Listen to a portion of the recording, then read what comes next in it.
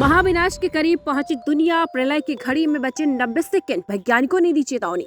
महाविनाश की घड़ी doomsday clock में आधी रात से 90 सेकंड पर सेट किया गया है। लगातार दूसरे साल प्रलय की घड़ी में ऐसा किया गया है। इस घड़ी में 12 बजते ही तय हो जाएगा कि धरती अब इंसानों के रहने लायक नहीं है। इस घड़ी में साल 2023 में रूस और यूक्रेन के युद्ध की वजह से महाविनाश में सिर्फ 90 सेकंड बचे थे। वैज्ञानिकों ने साल 2024 में भी बड़ा खतरा बताया। दरअसल दुनिया में एक सांकेतिक घड़ी है। यह बताती है कि दुनिया महाविनाश से कितनी दूर है। इस कयानत की घड़ी में कहा जाता है, इस घड़ी में 12 बजते ही इंसानों का सर्वनाश शुरू हो जाएगा। हर साल यह घड़ी तय करती है कि मानव जाति के प्राकृतिक, राजनीतिक, परमाणु युद्ध को रोकने के लिए कितना समय बचा है। बीते 75 सालों से घड़ी की सुइयां इसके हिस्सा चलती हैं। दुनिया ने जलवायु परिवर्तन, परमाणु जंग और धरती पर मानव सभ्यता को विनाश करने वाले खतरों से निपटने के लिए क्या कदम उठाए। बीते साल भी कयानात की घड़ी की सुइयों को मध्यरात्रि से 1.5 मिनट पहले सेट किया जाता है। इससे पहले शीत युद्ध के दौरान ऐसी हालात थी। 2 साल इस घड़ी की सुइयां एक ही समय पर सेट होने का मतलब है कि हर मामले में धरती को, इंसान को नुकसान पहुंचा रहा है। प्रलय का समय नजदीक आ रहा है। इंसान राजनीतिक, प्राकृतिक, सांस्कृतिक और पर्यावरण को बिगाड़ने का काम कर रहा है। बुलेटिन के अध्यक्ष और सीईओ रेचल ब्रोनसन ने बताया है कि घड़ी को इस तरह सेट करने का मतलब यह नहीं कि दुनिया स्थिर है। ब्रोनसन ने बताया है कि दुनिया में बिल्कुल इसका उल्टा किया जा रहा है। उन्होंने कहा है कि धरती को बचाने के लिए दुनिया भर की सरकारों और समुदायों के लिए कई तरीके के सकारात्मक फैसले लेने होंगे। वैज्ञानिकों के हिरोशिमा और नागासाकी पर परमाणु हमले के बाद परमाणु वैज्ञानिकों के एक समूह ने इस घड़ी को बनाया था। परमाणु वैज्ञानिकों के बुलेटिन की तरफ से हर साल इस घड़ी को बदला जाता है। इस बार के बुलेटिन में परमाणु वैज्ञानिकों ने रूस यूक्रेन युद्ध, गाजा